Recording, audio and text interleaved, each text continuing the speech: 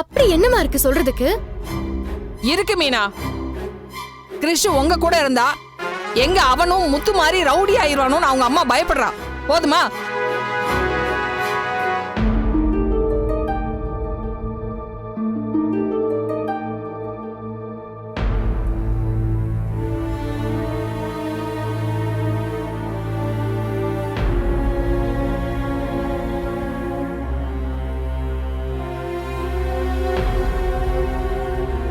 என்னங்க பேசுறீங்க நீங்க? உங்க பேரனை பெரிய பிரச்சனையில இருந்து ஏன் புருஷன் தான் காப்பாத்திருக்காரு. கிறிஷ் அடிச்ச அந்த பையனோட அப்பா கால்ல போய் இவர் விழுந்திருக்காரு. இதெல்லாம் கிறிஷ் நல்லா இருக்கணும்னு அவர் பண்ணாரு. அவரை பார்த்து இப்படி எல்லாம் பேசிட்டு இருக்கீங்க? எங்க மாப்பிள்ள மாதிரி ஒரு நல்லவரை எங்க தேடினாலும் கிடைக்க மாட்டாங்க. அவர் நினைச்சிருந்தா யாரோ ஒருத்தங்க பையன் தானே விட்டுட்டு போயிருக்கலாம். ஆனா இந்த பையனோட எதிர்காலம் நல்லா இருக்கணுங்கிறதுக்காக தான் எல்லாத்தையுமே பண்ணாரு. அவர் இந்த மாதிரி வார்த்தையெல்லாம் சொல்லி நீங்க பேச வேண்டாம். எங்க கிறிஷ் இங்க பிடிக்காம இருந்தா கூட நீங்க கூப்பிடுறதுல நியாயம் இருக்கு. அவன் பிடிச்சுதானே இருக்கான். ஏண்டா கிறிஷ், உனக்கு இங்க பிடிச்சுதானே இருக்க? பிடிச்சிருக்கு அங்கிள். சின்ன பையன் அவனை என்ன கேட்டுக்கிட்டு? அவனுக்கு என்ன விவரம் தெரியற வயசா? இங்க பாரு மீனா, என் பொண்ணு என்ன சொல்றாளோ அதை தான் நான் கேட்க முடியும். கிறிஷை என் கூட அனுப்பி வைங்க. நீங்க பேசுறதெல்லாம் நியாயமே இல்லம்மா. அன்னைக்கு உங்களுக்கு ஆக்சிடென்ட் ஆனப்போ கிறிஷை எங்க வீட்ல கொண்டு போய் வச்சு நல்லா பாத்துக்கிட்டாரு.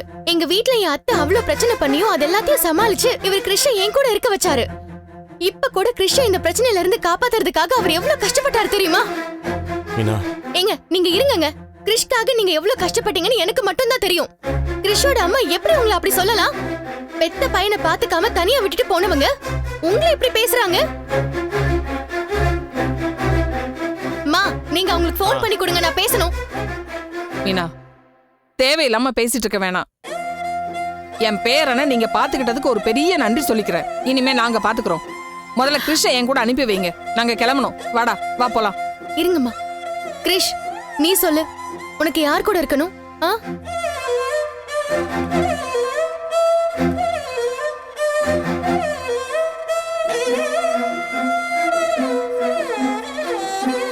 மீனா, நீங்க சொன்னதில் எனக்கு எதுவும் கோவம்லாம் இல்லைம்மா. நீங்க சொன்னீங்களே ரவுடின்னு, அது ஒன்றும் எனக்கு புது வார்த்தைலாம் இல்லை. சின்ன வயசுலேருந்தே கேட்டுக்கிட்டு தான் இருக்கிறேன். என் அம்மாவே என்ன அப்படி தான் சொல்லுவாங்க.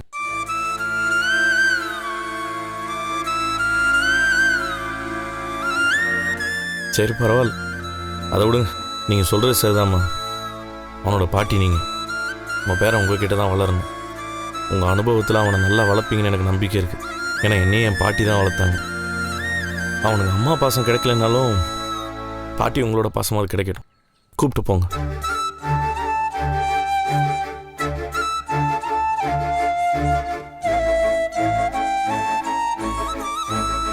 ஆனால் ஒன்று, இவனோட அம்மாட்ட சொல்லுங்க, எங்கேயோ போய் உட்காந்து சம்பாதிக்கிறதெல்லாம் பெரிய விஷயம் கிடையாது. காசு பணங்கிறது எப்போ வேணாலும் சம்பாரிச்சுக்கலாம். ஆனால் குழந்தைங்க வளர்கிற காலத்தில் கூட இருக்கணும். அதுதான் குழந்தைங்களுக்கு நம்ம பண்ணுற பெரிய நல்லது.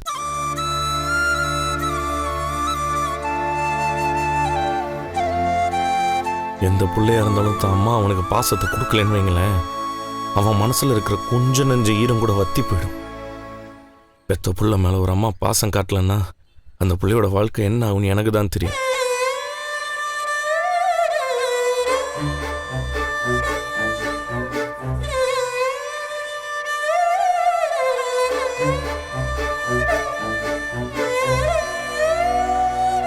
கிரிஷ், இங்க வா.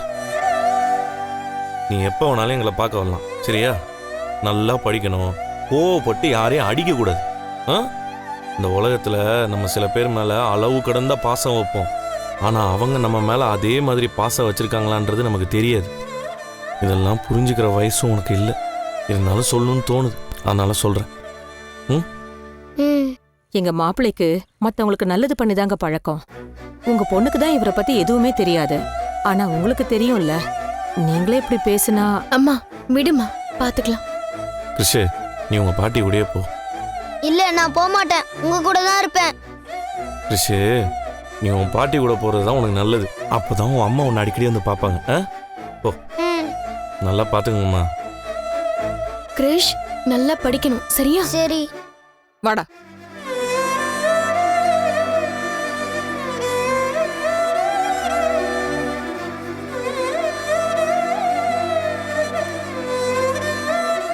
என்ன மாப்பிள்ள இது? நீங்க பண்ணதுக்கு நியாயமா அவங்க குடும்பமே உங்களுக்கு கடன் பட்டிருக்கணும். ஆனா அவங்க வந்து இப்படி பேசிட்டு போறாங்க. விடுங்கத்தா, பரவாயில்ல. அவங்களா பேசல, யாரோ பின்னாடி இருந்து பேச வைக்கிறாங்க அவங்கள. ஆமாமா, அது யார் என்னன்னு தான் கண்டுபிடிக்கணும். இல்லனா எங்கேயோ இருக்கிற அவனோட அம்மா இவரை பார்த்து எப்படி ரவுடின்னு சொல்லுவாங்க? மீனா விடு, அவன் பாட்டி விட போறான், அவங்க பாத்துக்குவாங்க. விடு அத்தை, கொஞ்சம் தண்ணி கொடுங்க. கொண்டு வர மாப்பிள்ள.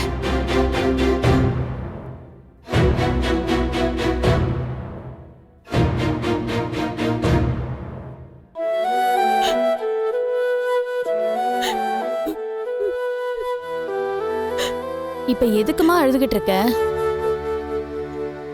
பாவத்துக்கு மேல பாவம் பண்ணிக்கிட்டே போறேன்.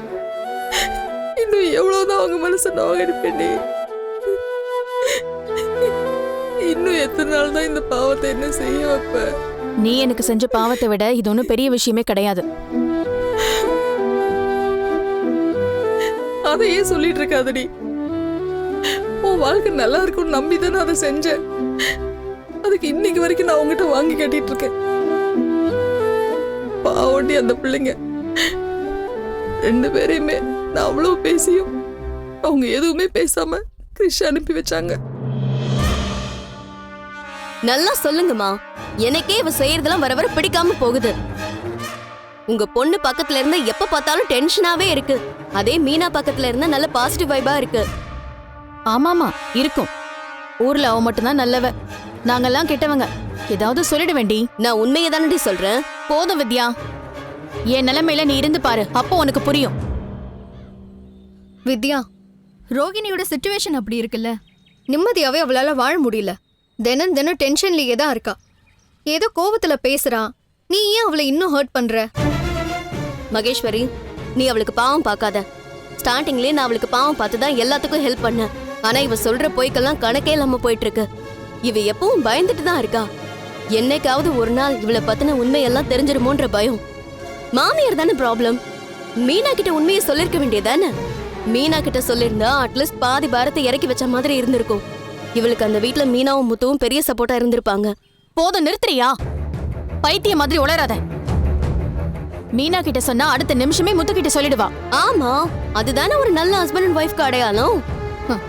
இப்பதானே உனக்கு கல்யாணம் ஆக போகுது.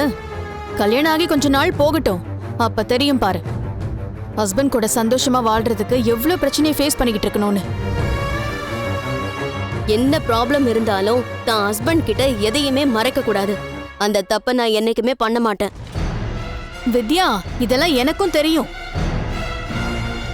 இப்ப நான் மீனா கிட்ட போய் இந்த விஷயத்த சொன்னேன்னு வச்சுக்கோயேன், உடனே முத்து கிட்ட சொல்லிடுவா.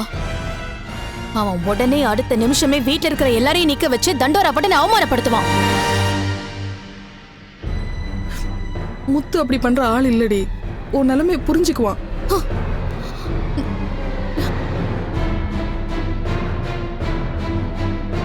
உன்கிட்ட நல்லா பேசுறதுனால அவன் நல்லவன்லாம் நினைக்காத. நான் மலேசியால பணக்கார பொண்ணு இல்லைன்னு தெரிஞ்சதும் நல்லவங்களா இருந்தா என்ன பண்ணிருக்கணும்? என்னை தனியா கூப்பிட்டு பேசியிருக்கணும். ஆனா மணிய கூட்டிட்டு வந்து எல்லாரும் முன்னாடியே சொல்லி என்னை அசிங்கப்படுத்தினாங்க. இன்னும் இதெல்லாம் தெரிஞ்சா கண்டிப்பா எல்லார்கிட்டயும் போய் சொல்லிடுவான். அப்புறம் என்ன வீட்டை விட்டே அனுப்பிடுவாங்க. தனியா வந்து நல்லா வாழ முடியாதுமா. நான் மனோஜை ரொம்ப லவ் பண்றேன்.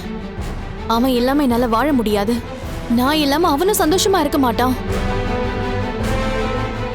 சரி, அப்போ மாப்பிள்ளைகிட்டயாவது உண்மையை சொல்லலாம்ல? கண்டிப்பா சொல்லுவேன். ஆனா அதை எப்ப சொல்லணும்னு எனக்கு தெரியும்.